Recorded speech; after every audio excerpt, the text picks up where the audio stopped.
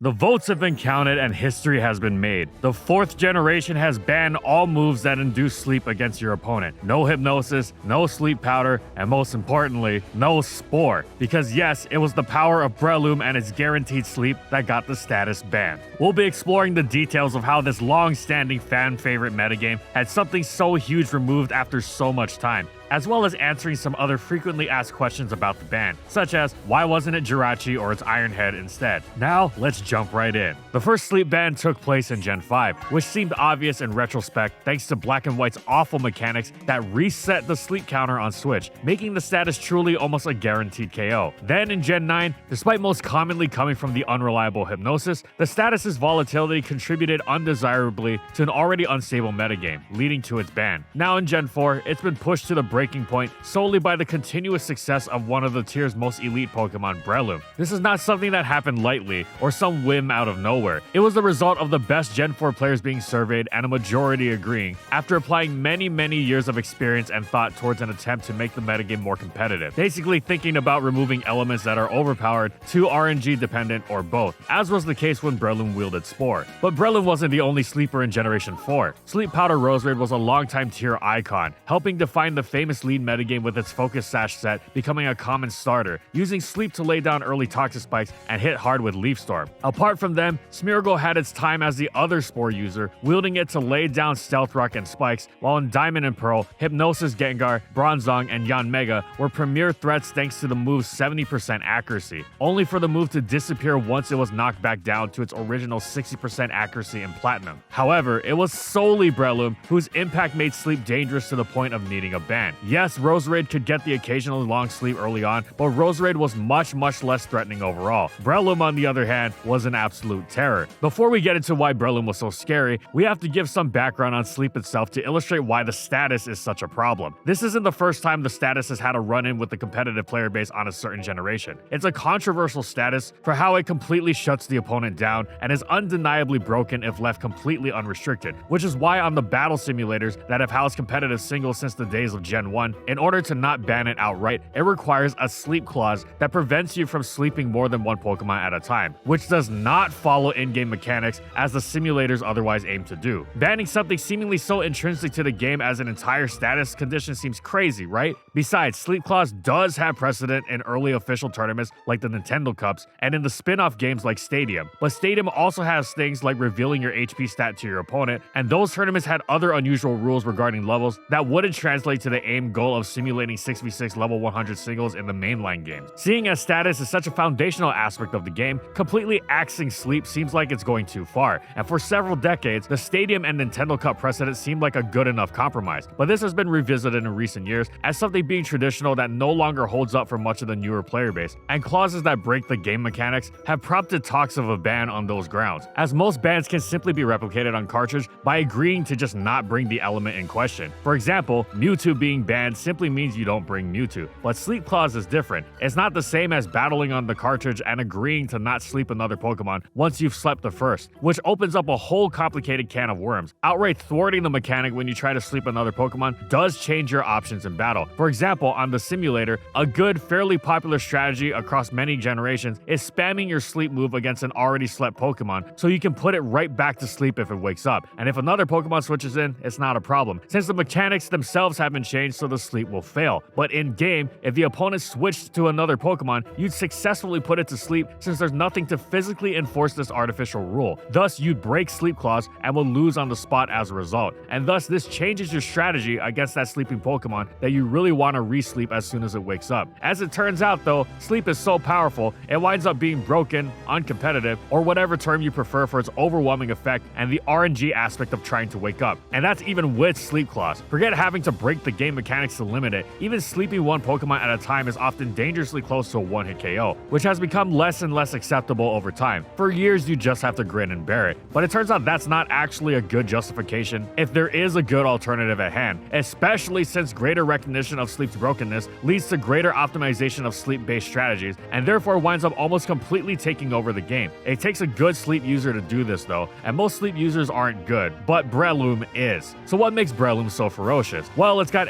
excellent typing that provides it plenty of useful resistances, which makes switching in far easier than a quick glance at its bulk would suggest. Most notably, it resists both Tyranitar stabs, and on the offensive side, it has a vicious stab combination, which is augmented by a killer offensive and even support move pool that lends itself to a variety of excellent sets. This wouldn't amount to much though, were it not for Poison Heal, which post-Toxic Orb activation does two amazing things that launch Breloom into truly elite territory. First, it provides an amazing immunity to status. Being a physical attacker that's immune to Will-O-Wisp burns is incredible, while blocking Thunder Wave is always excellent, and it's functionally knockoff immune, which is invaluable given the dominance of the tier-defining Clefable. Second, and even more importantly, it means that Breloom actually gains health even in sand, despite not being a ground, steel, or rock type. This is incredibly unique and allows Breloom a great deal of longevity with which to repeatedly barrage the opponents with its impressively powerful and deceptively varied onslaught. Beyond just being a terror in its own right, Breloom really becomes a problem because of how well it synergizes with Stealth Rock, Sandstorm, and Pursuit, three elements of the game which are so common as to be considered standard support, especially since the latter two at least come from arguably the best support Pokemon in the tier, who coincidentally absolutely terrorize every one of Breloom's counters besides certain versions of Gliscor, which, great as it is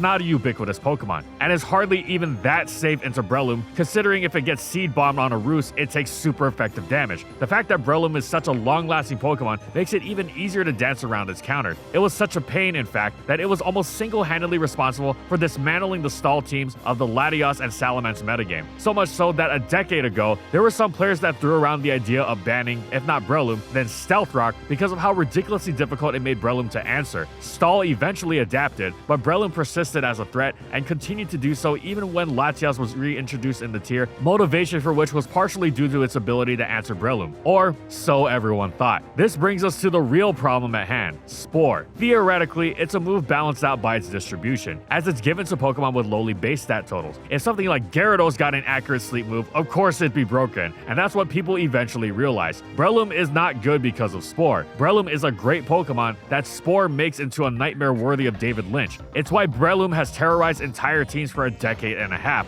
while Roserade tends to be a nuisance at best. And this would be the case even if its less accurate Sleep Powder were traded in for the can't-miss Spore. Because while Roserade hits quite hard with Stab Leaf Storm, it's also not a difficult Pokemon to counter, even if you have to eat sleep from it. Conversely, Breloom is tough to answer even when not accounting for Spore, but when Spore is a factor, it becomes ridiculous. Consider this, even if you have the ideal Breloom counters, Celebi or Latias, which are perfectly designed to take on anything Breloom can do and take it out in return, you can't actually switch them into Breloom until it's slept something else and thus activated Sleep Claws. If you switch them in to eat a Spore, you're freely inviting Breloom's ubiquitous partner Tyranitar to come in and trap them with complete freedom. Unless you get lucky and wake up early and manage to win the one-on-one, which is a lot that has to go right. Even just that initial guaranteed turn of sleep can be enough to throw things off. Celebi's Natural Cure doesn't help here at all, because the obvious move of switching out to avoid the free pursuit can also allow Breloom to stay in and sleep whatever Celebi switches out to. Of course, Latias and Celebi also have to contend with Pursuit waiting in the wings even after Sleep Claws is activated, and that means Breloom's already gotten its pseudo KO with Spore. This is how you get amusing / ridiculous situations like a team having 3 or 4 Breloom checks, yet none of them actually being good initial switch-ins, since none of them are good at actually taking a Spore. And this brings us to the big problem, which is that before you can counter Breloom, you have to sacrifice something to sleep. Why is this a problem? Because there are no real good sleep absorbers in Gen 4. Grass types aren't immune as they would become in Generation 6 and on. There's no Poison Heal Gliscor, only other Breloom, which isn't a reliable counter to itself the way, say, Gen 5 Sleep Talk Amoonguss might be. Speaking of, the Sleep Talk situation in Gen 4 was seriously dire. Defensive teams with Rest Talk users seemed well equipped, but the staples Rest Talk, Gyarados, and Rotom were not only seriously unreliable at taking Breloom's hits reliably over time, what with their vulnerability to the trio of Rock, Sand, and Pursuit, but they couldn't even hurt Breloom in return. Offensive teams weren't much better off in Gen 5. It was easy to slap Sleep Talk on a choice Pokemon, most notably Specs Latios, but doing the same with Specs Latias in Gen 4 was much less reliable thanks to the mechanic where choice Sleep Talk fails after the first use, making Latias even easier pursuit bait, to say nothing of the horrendous longevity issues of the other choice Sleep Talkers, the Stealth Rock weak Banded Dragonite and Gyarados. Well, at least offensive teams could use the faster paced responses of Lumberry, right? Yeah, that wasn't nearly as reliable as you'd like. The usual issues of rocks and sand aside, most Lumberry users users like Dragonite didn't want to waste it on a defensive switch to Breloom. They wanted to use it as an opportunity for setup, not to be forced into it. Or, in the case of Lum Tyranitar, they weren't actually Breloom switch-ins. Other would-be Breloom checks like Gengar didn't run Lumberry effectively at all. Plus, even if Lumberry worked, it was a one-time solution to a Pokemon that famously comes in over and over, even against offensive teams. Breloom found a way to switch in almost no matter how fast your team is. Breloom is deceptively good at finding switch-in opportunities for a Pokemon of its seemingly unimpressive bulk and speed. Indeed, it comes in against several of the most important Pokemon in the game, offense included, thanks to Tyranitar alone, to say nothing of others like Swampert and many common choice moves like Flygon's Earthquake and Rotom's Thunderbolt. It is almost impossible to make a team Breloom doesn't come in safely against. That's why it's such a threat to begin with. This is also why Taunt doesn't work as a Spore shutdown. You can have half a team full of Taunt, and it doesn't matter if Breloom comes in against your Swampert. What are you gonna do? Not switch to your Swampert? You mean not switch to the Pokemon that counters Tyranitar and Heatran that Breloom's paired with? So as you can see, dealing with Breloom is an absolute nightmare. Team builders are forced into extremely compromising positions where they either use an awful anti-spore measure to try and minimize the damage when Breloom does show up, or are forced to give the opponent what's dangerously close to a free KO in battle. Both are easily and regularly taken advantage of by Breloom and friends. As a result, recent years saw the Gen 4 player base more actively take issue with Spore's place in the metagame, which is what led to its ban. Put simply, Breloom is difficult enough to counter without this overbearing conundrum. However, as with any past generational tier, more than just the metagame's optimal health is at stake, and there are plenty of logical queries to be discussed, which brings us to the frequently asked questions that we mentioned in the intro, and we will answer now. Question 1. Why change an old metagame? Old metagames are still played actively and competitively by a wide, passionate player base. They are not just some old relics or artifacts of time past. Since they continue to be played, they continue to progress and have the best strategies be optimized. The counter to Breloom's sleep-inducing is not some abstract form of adaptation, as the metagame has consistently proven itself to be inept at reliably answering its Spore for well over a decade. The player base that actually actively participates in its metagame is allowed to update the tier for its own health. After all, they're the ones with the greatest knowledge and investment in it. Of course, there's a much higher threshold for changes made than for a current gen, which is why such changes are rarer, and are not the kind that completely change the game as we know it. Just like a Snorlax ban in Gen 2. Nobody wants a Gen 2 Snorlax ban because it's part of the metagame's larger identity, and it simply makes it more competitive. This has been the case for the last decade of changes to Gen 4. The Machamp ban, the Dugtrio ban, and even the Latias unban, and this is also the case for a Sleep ban as well. Even with all of these changes, the core dynamics underlying Generation 4 have remained largely the same. While of course it's a significant change, the increasing distaste for what Breloom's Spore does to the game are coincided with non-Spore Breloom variants seeing experimentation, usage, and actual success, which provided a great deal of significant evidence to demonstrate that Breloom is an outstanding Pokemon even without Spore, such as when it became a staple on the most popular Paralysis spam team with a Swords Dance set. It didn't have Spore, and nobody expected it on that team, yet it thrived anyway. As such, Breloom doesn't really lose its place in the metagame, and there aren't really any key tier dynamics upset by its loss of Spore. Instead, teams and battles are no longer plagued by the skewed, unbalanced nature of trying and failing to deal with a major threat that also has Spore. Question 2.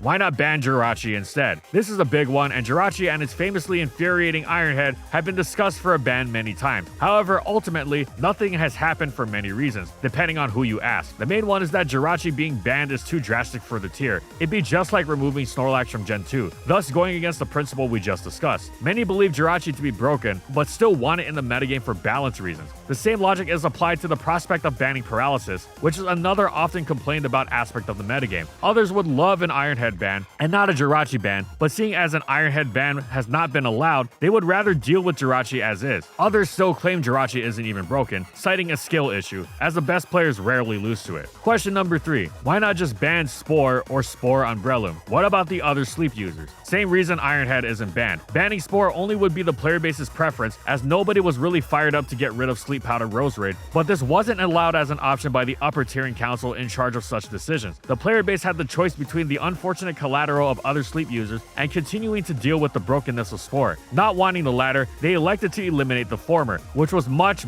less of a loss. It's a shame, since none of them were broken and Roserade was iconic, but they're hardly great losses. Roserade can still run strong dual spike sets, while Smeargle was a worse, cheesy alternative to offensive Skarmory that relied on good matchups and long sleeps to potentially get more layers. Less RNG in this department is a good thing. As for banning Spore on Breloom only, such complex bans are disallowed, as they could wind up endless, like Latios is allowed without Draco Meter, or Mewtwo is allowed in UU as long as it's level 80. You get the picture. picture. Number 4, if players hate RNG, why not get rid of critical hits? Because that would require changing the mechanics of the game itself, just as Sleep Clause did. Bans are meant to simply disallow the use of a game element, not change how the game itself works on a mechanical level. Number 5, what about the other Gen 4 tiers? Do they also have sleep ban? This ban only applies to OU. Ubers, UU, and Little Cup are unaffected. Funnily enough, UU players have previously expressed similar concerns over Tier King Venusaur's oppressive sleep powder, while Darkrai is also a source of controversy in Ubers, but it's up to the player base of those tiers if they want to address them. Generally speaking though, the player bases of those tiers are very happy with them, and for good reason. The Gen 4 lower tiers are famously well balanced and thus well linked. And question number 6, what does this mean for the metagame? This will only be answered for sure by the player base getting out there and playing the game, but on paper, all manner of teams are no longer compromised for running some of the most essential Pokemon in the game by having to fit in terrible, unreliable anti-sleep measures. They'll be able to actually counter a crazy strong Pokemon with its counters. Some have concerns about Jirachi or defensive teams being too strong without Spore to balance them out, but a broken element shouldn't be preserved to potentially slow down another broken element, especially as the broken checking broken dynamic doesn't tend to be reliable in the first place. Jirachi and defensive teams alike are held in check far more reliably by other measures. This isn't to say Breloom won't still excel in threatening defense. It's likely that once the initial wave of Breloom feeling nerf passes, it'll continue to be excellent for much of the same reasons as ever, threatening much of the entire metagame as it did before, with a variety of superb sets. The only sets it's really lost are its lead sets, both Scarf and Sash, as those were completely reliant on Spore, but those sets lacking Toxic Spikes were also not at all useful against defensive teams. Meanwhile, new sets will emerge. All its old Spore using classics needs simply to replace Spore with one of the many other superb moves available to it. Breloom was a great Pokemon that used Spore, while Spore was so good itself as to be broken, but it wasn't what made Breloom great. There's likely to be a period of great innovations as Breloom explores new options, and the metagame around it enjoys being able to breathe more. Plus, it's only sleep-inducing moves that are banned. If you're okay with really rolling the dice, you can use Breloom's other ability, Effect Spore, and potentially sleep an opponent using a contact move against it. Talk about a punch for Tyranitar's Crunch or even Jirachi's Iron Head.